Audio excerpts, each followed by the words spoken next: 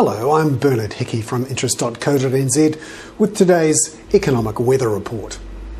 Now, today we're going to look at inflation, and in particular the dangers of inflation and what it might mean for interest rates. We hear a lot about inflation. People are always whinging, complaining, talking about higher petrol prices, higher food prices, higher mortgage rates, but we don't often connect it with economic policy. We don't say to ourselves, so what can we do about inflation? And what happens if we don't nip this inflation boom in the bud? Because we're hearing quite a lot from people at the moment that we should cut interest rates. The NZX Chief Executive, Mark Weldon, has called for an immediate interest rate cut by the Reserve Bank, and so has the Real Estate Institute. But before we look at whether it's worth cutting interest rates, let's have a look at how bad inflation really is right now. To do that, we'll have a look at a couple of charts. Firstly, we've got one here on consumer price inflation. So this is the overall measure of what it costs to live in New Zealand. And you can see it's been bouncing around, but at the moment, it's just trending right up again over that 3% mark. Remember, the Reserve Bank targets the range of 1 to 3% on average over the medium term. But let's break that down a bit and have a look at some of the key costs of living and how much higher they are than that 3 point something the overall inflation rate is at. Firstly, the food price, and you can see from this chart here that the food price has been rising very fast in recent years, and that's partly because of higher costs of dairy, but also now we're seeing higher wheat costs as many farmers globally are using that land to grow biofuels as opposed to food for cattle and for humans.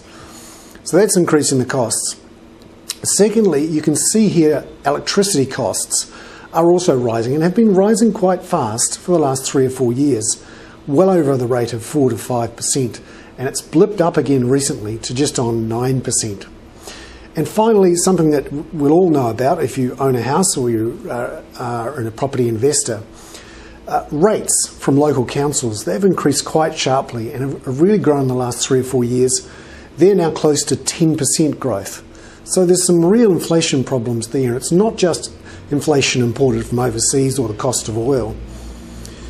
There's a few problems with inflation, and it's worth going back over history to see why people are so concerned about inflation. Inflation erodes savings and makes people less willing to save if they know that when they pull their money out in a few years' time, it's going to have less purchasing power. So having a low inflation improves savings cultures. It also erodes the purchasing power of your existing earnings. And you can see from this chart here that although New Zealanders have been receiving pay increases, in many cases upwards of 3 to 4%, the real purchasing power of those pay increases has actually been bumping along around zero in recent years. Had a bit of a blip up in 2005 as our wages increased, but very soon inflation caught up and eroded that increase in wages, and we're now back down towards the zero mark for real wages growth. So those are a few of the reasons why inflation is a problem and why the Reserve Bank is saying it won't cut interest rates right now. In fact, I think the Reserve Bank is right to hold off on those rate cuts. We have an inflation problem. We also have to be careful too, because Alan Bollard's comments about interest rates are in effect amplified by the currency. Here's the thinking. Whenever Reserve Bank Governor Alan Bollard tells the market he might cut interest rates, that will hit our New Zealand dollar very hard, because right now it's supported by our relatively high interest rates compared with the rest of the world. So any cut in interest rates or even comments about a cut in interest rates will cause the New Zealand dollar to slump, and when that happens, that's also inflationary. I'm Bernard Hickey. That was the Economic Weather Report from interest.co.nz.